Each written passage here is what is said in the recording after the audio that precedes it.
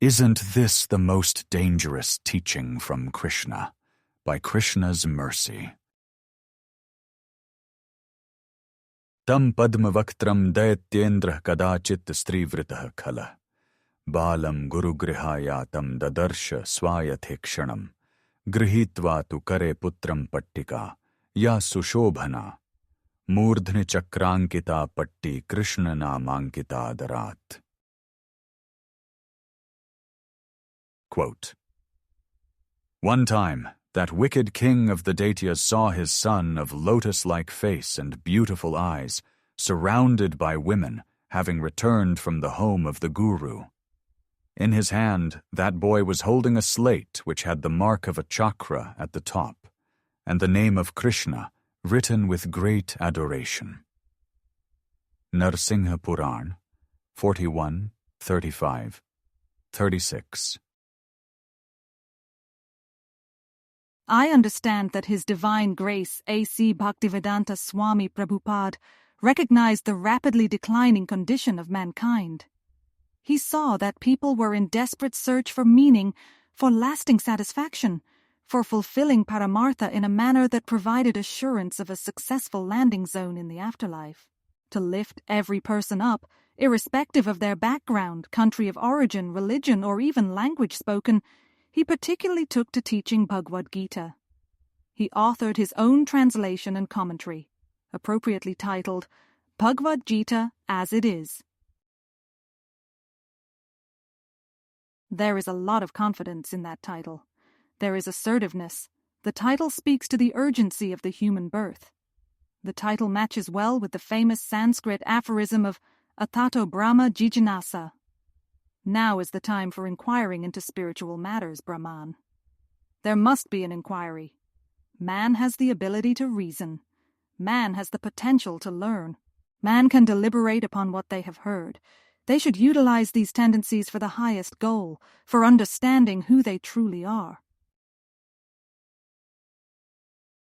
It is a bold approach, for sure, because traditionally you wouldn't teach Sanatana Dharma to any random person. You would look for qualifications, which are described in the Gita itself. The student must offer some service. They should inquire in a humble manner. They should approach someone who has seen the truth, Tattvadarshi. Time and circumstance dictate that not everyone will even know what is available to them.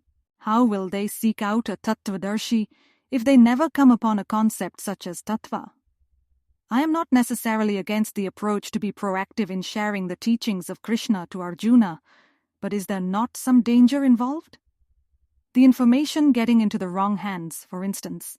A student misunderstanding a few key principles and then following the wrong path, adharma, based on that wrong interpretation. There is one particular teaching which I find to be most dangerous.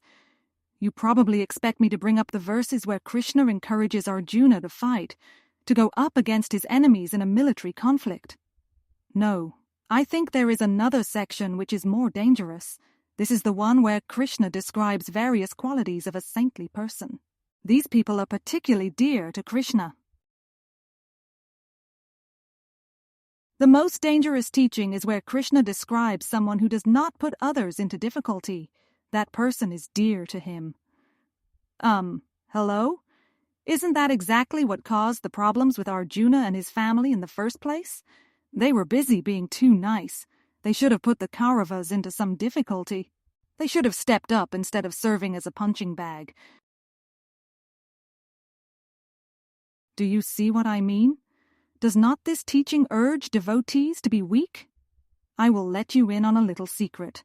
This world runs on exploitation, from the highest levels down to the lowest. Even your own family can take advantage of you. They do not appreciate anything that you do. When you are calm, peaceful, and mind your own business, they still hate you. They think you have not done enough, when meanwhile you are not putting others into difficulty. Do you get what I am trying to highlight?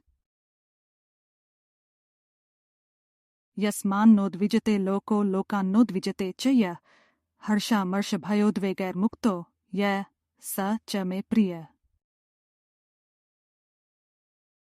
Quote, He, for whom no one is put into difficulty and who is not disturbed by anxiety, who is steady in happiness and distress, is very dear to me. Lord Krishna, Bhagavad-gita 12:15. This concern appears to be validated in studying the historical case of the Daitya prince named Prahlad. He was only 5 years old during the time of a conflict with his father, the king named Hiranyakashipu. Prahlad was not an unruly child. It is not like he was suffering from a medical condition induced by poisonous injections in the name of science pushed by supposed medical professionals, who are actually witches based on how they behave. Prahlad was not interfering in anyone's work. By all accounts, he was well behaved. He did not put others into difficulty, and so that made him dear to Krishna. Prahlad would even write down the name of Krishna. Prahlad would write that name in a decorative manner, with reverence.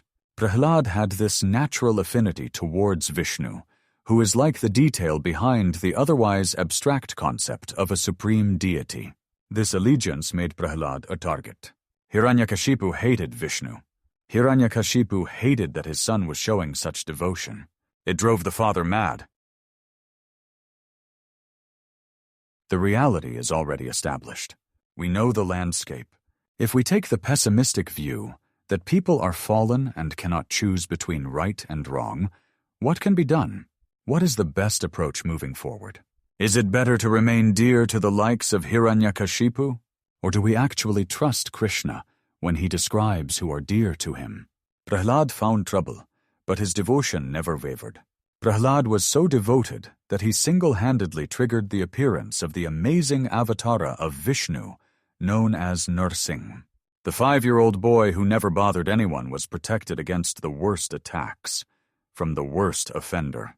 That offender happened to eventually meet death square in the face, in the form of the nails-turned weapons of the savior of Prahlad. In closing, an easy target to make when those teachings to take, about the ones considered dear, never others into harm or fear, to themselves peacefully set, but only interference to get. Like Prahlad as just a child who, but protected by Vishnu too.